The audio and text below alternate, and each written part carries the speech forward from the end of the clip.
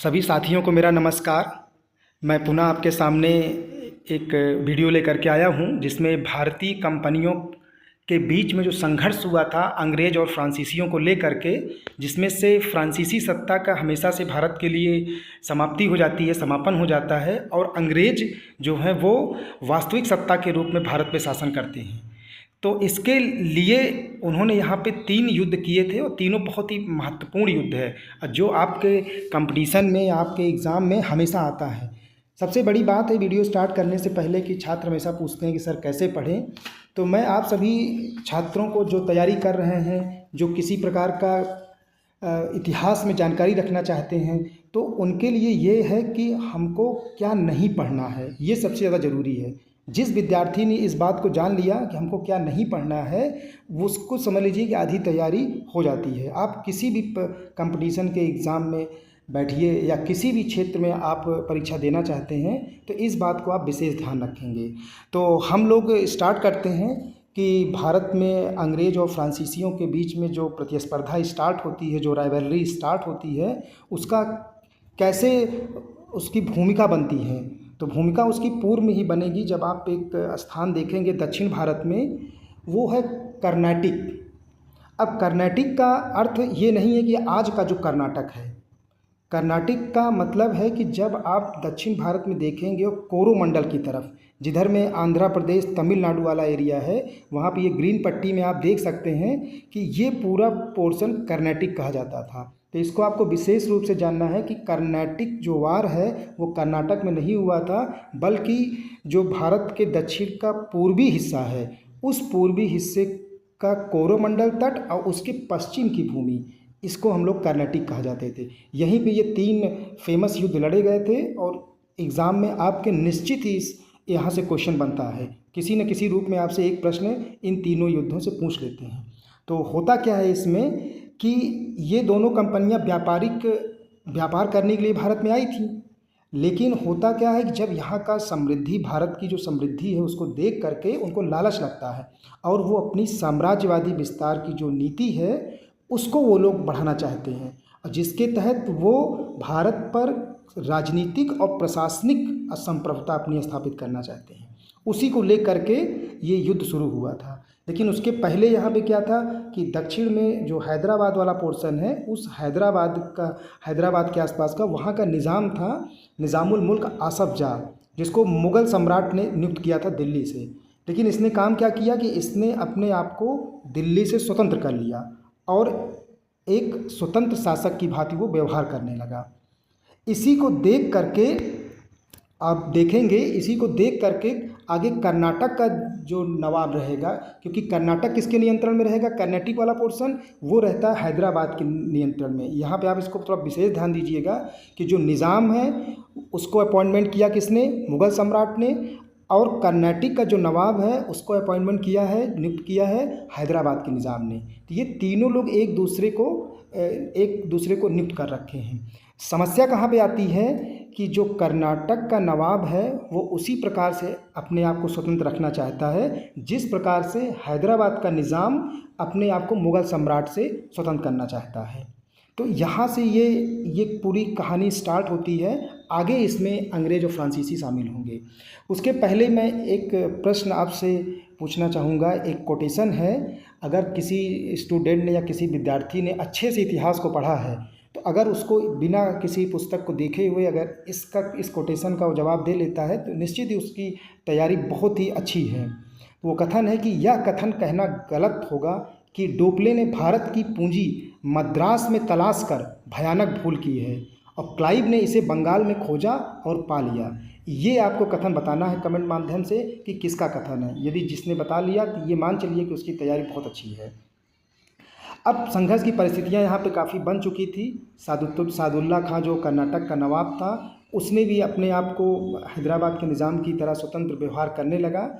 लेकिन होता क्या है कि सादुल्ला खां ने बिना निज़ाम के परमिशन से दोस्त अली को अपना उत्तराधिकारी घोषित कर दिया। कहाँ का उत्तराधिकारी?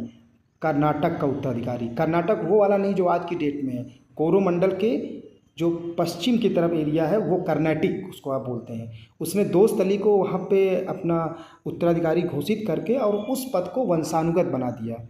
वंशानुगत का मतलब क्या है कि मान लीजिए कि जैसे अब सादतुल्ला खां है, उसने दोस्त अली को बनाया, अब दोस्त अली अपने पुत्र को बना दे, फिर वो उसके पुत्र को बना दे वहाँ का उत्तराधिकारी, तो इसको वंशानुगत बोलते हैं।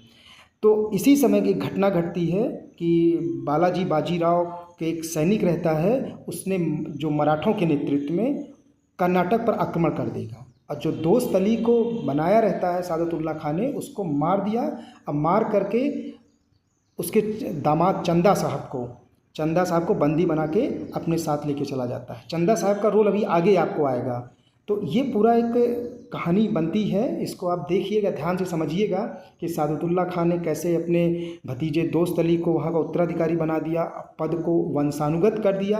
लेकिन उसी समय मराठे एंट्री करते हैं, मराठे ने कर्नाटक पे आक्रमण कर दोस्त अली को वहाँ से लेके मतलब मार डालते हैं, और चंदा साहब को बंदी बना करके अपने साथ मराठे लेके चले जाएंगे। तो इतना है, ये आप इसको ध्यान से देखिएगा। इसी समय क्या होता है कि निज़ाम ने अपने निकट संबंधी, जो हैदराबाद का निज़ाम था आसफ जा निज़ामुल मुल्क आसफ जा, उसने अनवरुद्दीन को कर्नाटक का नवाब बना दिया। तो कर्नाटक का नवाब इसने अनवरुद्दीन को यहाँ बन गए। तो दूसरी तरफ क्या हुआ कि जो फ्रांसीसी थे और अंग्रेज़ थे, वो किसी प्रकार से हस्तक्षेप अभी नहीं करना चाह रहे थे, ना हैदराबाद के क्षेत्र में, निज़ाम के क्षेत्र में, ना कर्नाटक के नवाब के क्षेत्र में, और दोनों ही ये शांतिपूर्वक व्यवहार करना चाहते थे। परिस्थितियाँ कब गड़बड़ हो जाती हैं कि इनको या इन स्टेट्स के, इन देशी जो राज्य थे, इनमें हस्तक्षेप करने का। जब ऑस्ट्रिया का उत्तराधिकार का युद्ध होता है 1740 में, उसको बोलते हैं ऑस्ट्रियाई हैब्सबर्ग साम्राज्य में, मेरिया थेरेसा के सिंहासन की वैधता को लेकर के। तो वहाँ मेरिया थेरेसा को सिंहासन बैठाना चाहते हैं, लेकिन जो वहाँ के दूसरे देश रहते हैं, जिसमें स्पेन है, फ्रांस है, तो सैक्सनी हो गया, ये सब जो प्रांत हैं, बावेरिया हो गया, यहाँ के लोग कुछ बातों को स्वीकार नहीं करना चाहते हैं कि कोई ऐसा व्यक्ति बने या कोई ऐसा वहाँ का व्यक्तित्व बने जिससे कि साम्राज्य को सुरक्षा खतरा हो। तो 1740 में जब ऑस्ट्रियाई हैब्सबर्ग साम्राज्य में मेरिया थेरेसा के सिंहासन की वैधता लोग को लेकर लड़ाई शुरू होता है यूरोप में, तो फ्रांसीसी और अंग्रेज दोनों ये क्या काम करेंगे कि अपने अपने जहाँ जहाँ पे इनकी फैक्ट्री थी उसको अपने कंट्रोल में करना शुरू कर देते हैं। और लड़ाई का एक कारण और भी था कि एक तो ये उत्तराधिकार का हो गया, और दूसरा जो था वो अमेरिकी उपनिवेश के बंटवारों को लेकर के था, क्योंकि अमेरिका में भी फ्रांसीसी और ब्रिटेन अंग्रेजों ने अपनी कंपनी बना रखी थी। तो ये दोनों महत्वपूर्ण कारण हैं जिसके वजह से युद्ध स्टार्ट हो गया था। युद्ध की पूरी परिस्थितियां तैयार हो गई थी। अब जब यहाँ पे इस युद्ध स्टार्ट होता है तो वो क्या है, केवल और केवल ऑस्ट्रिया के उत्तराधिकार युद्ध का जो विस्तार मात्र, क्योंकि वहाँ पे लड़ना शुरू किया।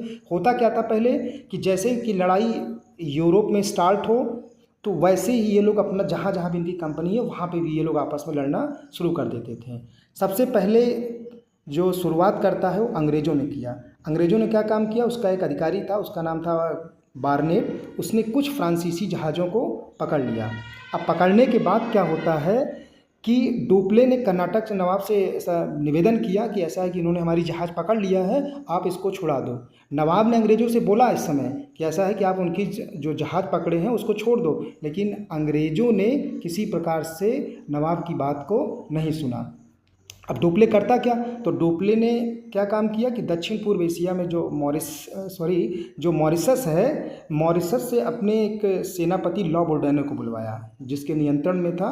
वो आया यहाँ पर सैनिकों को लेकर के, और अंग्रेज़ों से फिरौती वगैरह ले करके फिर वो लौट जाता है। 40,000 पाउंड लेता है अंग्रेज़ों से, वो ले करके वो पैसा अपना यहाँ से पाउंड चला जाएगा। लेकिन डुप्ले ने उसके बाद भी एक काम किया कि डुप्ले ने फिर भी मद्रास को जीत लिया। अब जब मद्रास को जीत लिया तो नवाब ने कहा कि ऐसा है कि तुम मद्रास से घेरा हटा लो। लेकिन डुप्ले क्या काम करता है, उसने एक ऐसा डिप्लोमेटिक पॉलिसी खेला उसने, और कहा कि ठीक है, मैं मद्रास से घेरा तो नहीं हटाऊंगा, लेकिन अंग्रेज़ों को वहाँ से हटा करके अब मद्रास को मैं आपको सौंप दूँगा। मतलब मद्रास जो है, मद्रास को मैंने जीत लिया है, और मद्रास को वहाँ अंग्रेज़ों को मद्रास से हटा करके उस मद्रास को मैं आपको दे दूँगा। लेकिन नवाब भी उस समय था, नवाब को डाउट लगा इस बात को जब डाउट लगा तो युद्ध निश्चित हो गया, और जब युद्ध हुआ तो दोनों सेनाएं आमने सामने आ गईं। एक अनवरुद्दीन के नेतृत्व में जो जिसको समर्थन अंग्रेज कर रहे थे, दूसरा फ्रांसीसी सेना के बीच में। अब फ्रांसीसी सेना ने क्या काम किया कि फ्रांसीसियों का एक कैप्टन था पैराडाइज, उसके अधीन एक छोटी सी सेना थी जिसमें 700 भारतीय सैनिक थे और 230 फ्रांसीसी सैनिक थे। इन लोगों ने अटैक किया किसके ऊपर? अनवरुद्दीन की सेना का जो सेनापति था महफूज खान, जिसके नियंत्रण में 10,000 सैनिक थे। आक्रमण कर दिया, महफूज खान पराजित हो गया। सबसे बड़ी बात है कि इस युद्ध का जो मोटिव है वो क्या है, इससे यही पता चलता है कि जो भारत में घुड़सवार सेना थी वो अगर छोटी से छोटी अनुशासित यूरोपियन सेना से आसानी से पराजित हो सकती है। तो ये भारतीय सेना का खोखलापन यहाँ पे दर्शाता है इस युद्ध में।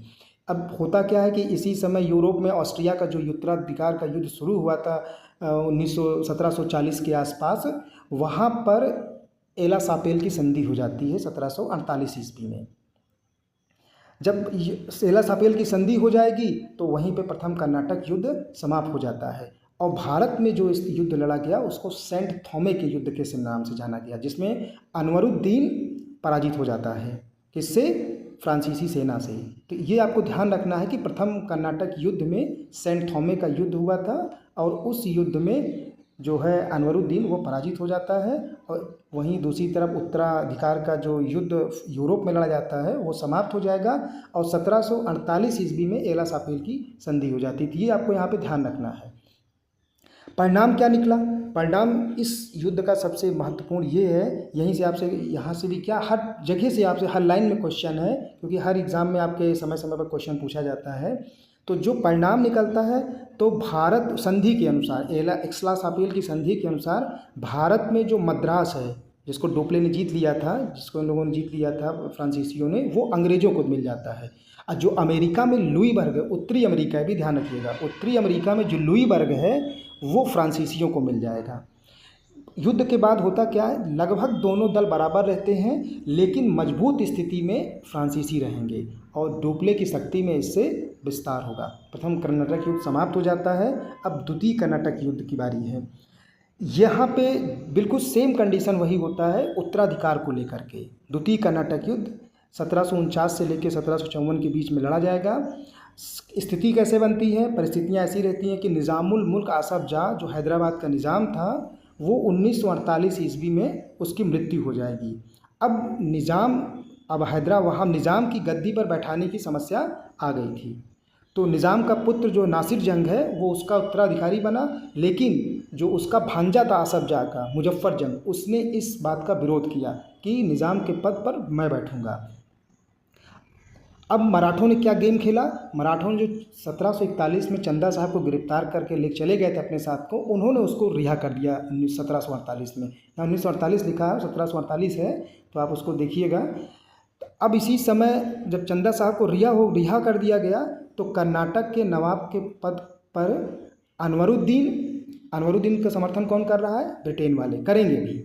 और दूसरी तरफ जो बहनोई है अनवरुद्दीन के, चंदा साहब, ये आपस में दोनों लोग विवाद करने लगे।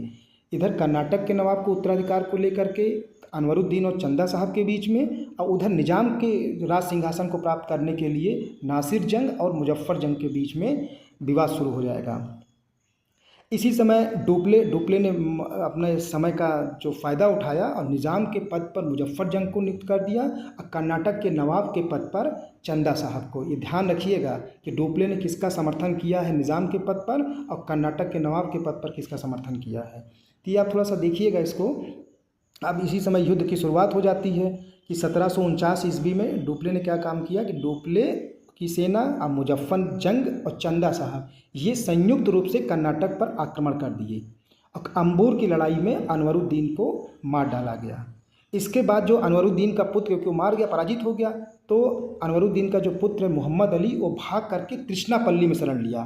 ध्यान रखिएगा, तृष्णापल्ली में ये शरण ले लेता है, और कर्नाटक का शेष भाग जो रहेगा वो चंदा साहब अपने अधिकार में ले लेगा। लेने के बाद कर्नाटक, मैं आपसे फिर बता रहा हूँ कि वो कर्नाटक नहीं है, ये कोरोमंडल के पश्चिमी वाली भूमि है कर्नाटक।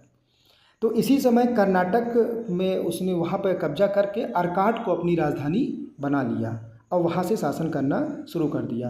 अब डुप्ले ने क्या कहा कि डुप्ले ने बोला कि चंदा साहब को कि ऐसा है कि आप जो है तृष्णापल्ली का घेरा डालिए।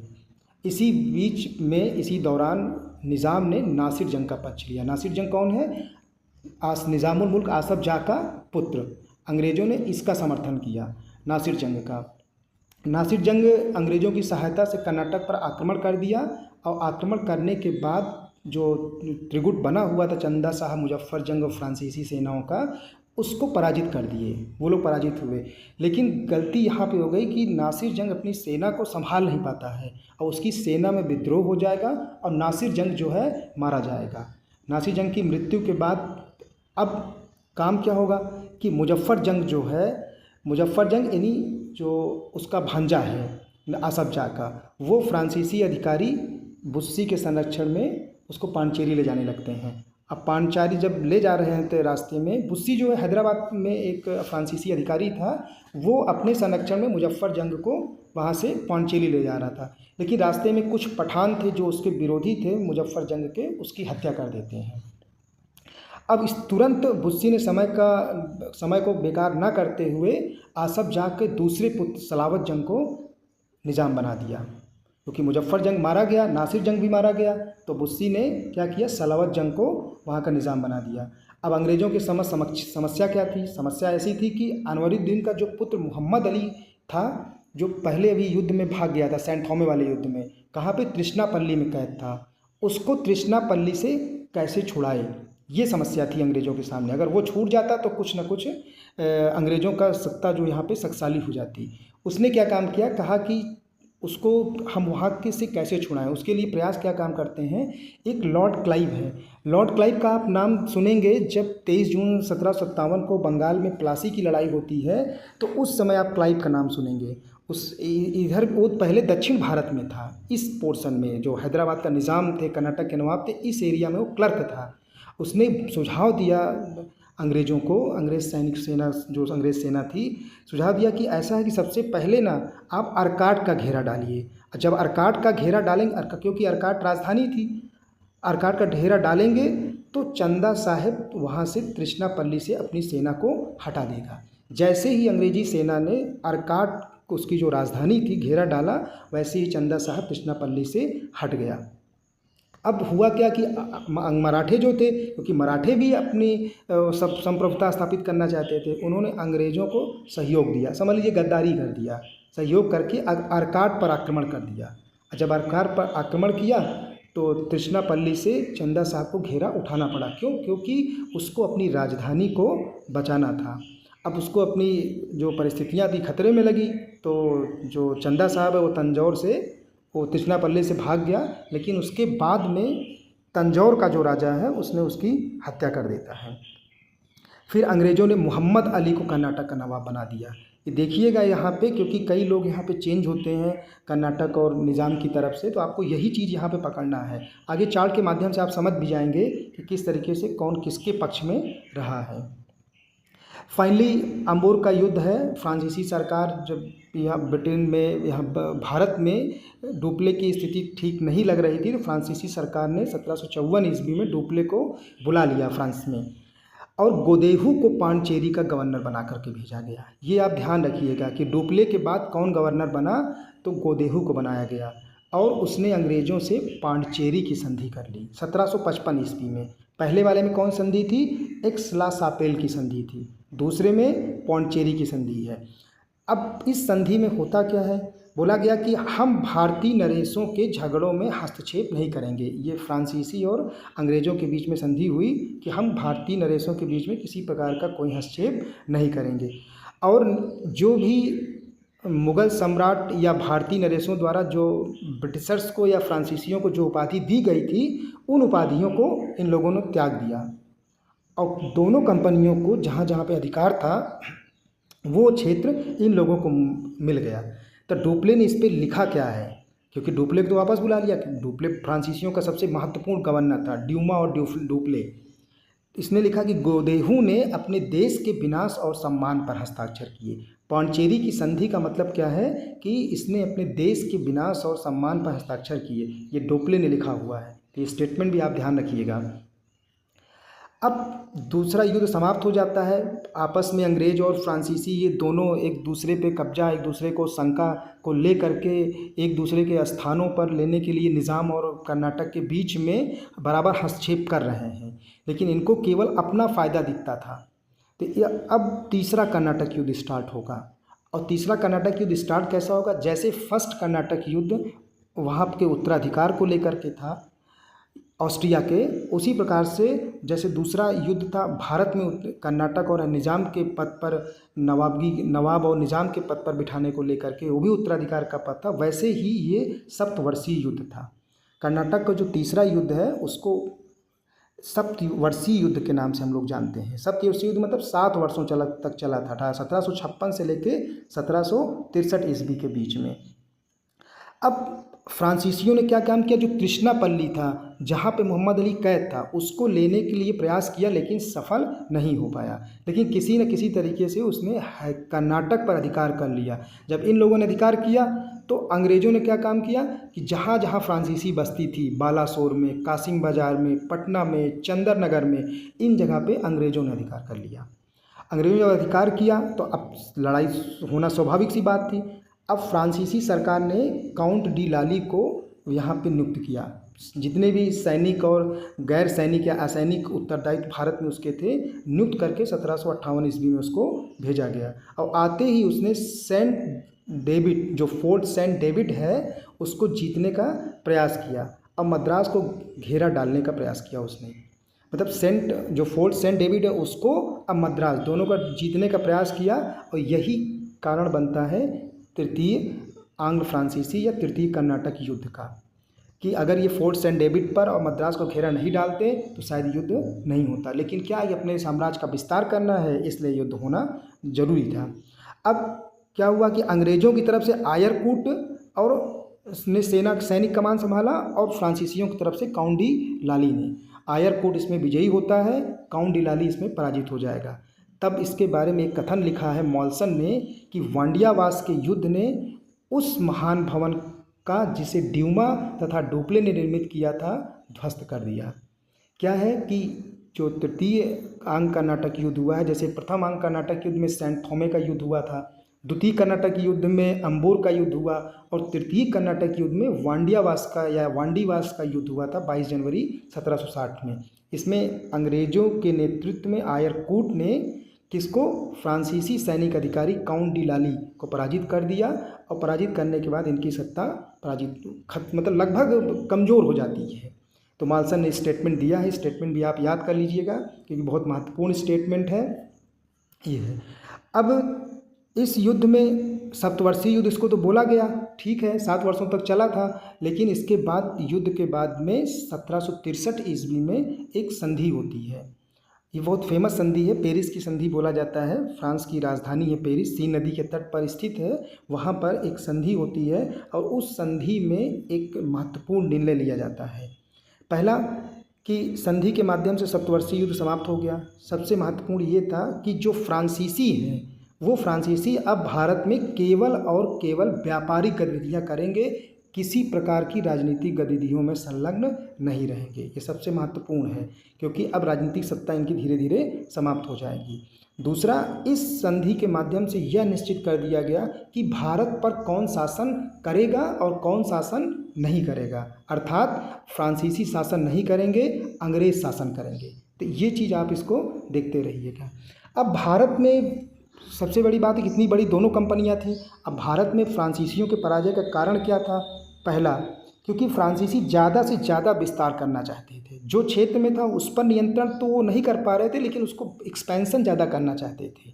पहला कारण ये था। दूसरा, इन्होंने ये अपनी सीमा फ्रांस से हटा करके इटली में भी कब्जा करना चाह रहे थे, बेल्जियम में कब्जा करना चाह रहे थे, जर्मनी तक वो बढ़ाने का प्रयास कर रहे थे। तो वहाँ पे भी ये युद्ध में शामिल थे क्योंकि इनका बहुत सारा धनराशि युद्ध में खर्चा हो जा रहा था।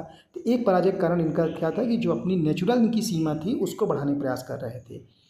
और तीसरा जो था वो था कि भारत के प्रति इतने गंभीर नहीं थे ये कि हमको नहीं यहाँ पे भारत पे अपनी प्रभुसत्ता को एकदम इस्टेब्लिश करना है।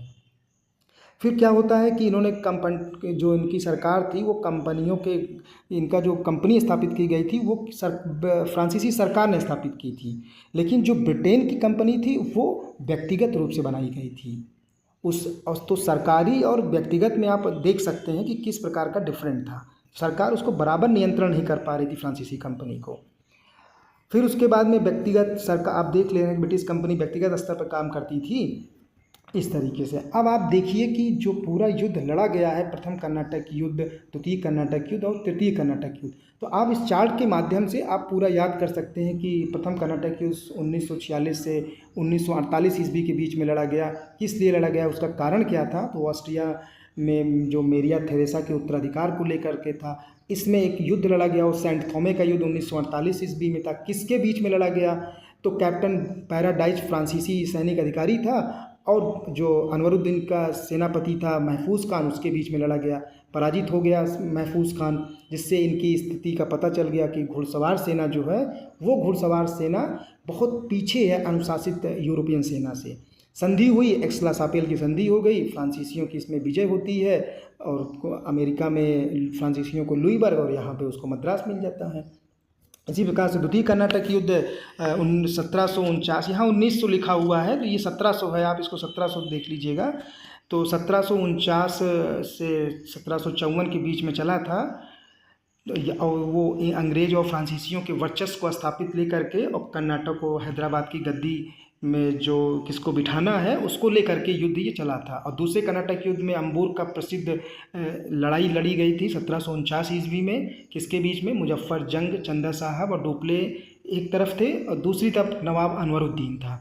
इस वाले में दूसरे में पांचेरी की संधि होती है और परिणाम क्या निकलता है कि अंग्रेज मजबूत स्थिति में आ जाएंगे। फाइनली तृतीय कर्नाटक युद्ध रहेगा 1900 बार आ रहा है, 1756 से 1763 ईस्वी है। उसके बीच में सप्तवर्षीय युद्ध यूरोप में शुरू हो जाएगा और भारत में भी लड़ाई होती है। यहाँ पर वांडियावास की लड़ाई होगी या वांडीवास की 22 जनवरी 1760 ईस्वी को। आयरकूट पराजित कर देता है काउंट डिलाली को और पेरिस की संधि होगी। फाइनली अंग्रेजी यहाँ पे विजय हो जाते हैं। अब आप अगर इसको ध्यान से सुने होंगे तो कुछ प्रश्न आपके सामने हैं, आप उन प्रश्नों का उत्तर कमेंट के माध्यम से दीजिएगा। अगर यदि आपने सुना है तो आसानी से आप इस प्रश्नों का उत्तर दे लेंगे कि निम्नलिखित में से कहाँ पर फ्रांसीसियों का उप कार्यालय नहीं था। ये ध्यान रखिएगा, मुख्यालय उनका जो था वो पौंडचेरी था, इसमें कह रहा है कि उप कार्यालय नहीं था। तो मछलीपट्टनम, कराईकल, चंदन नगर, हुगली, आपको कमेंट के माध्यम से बताना है।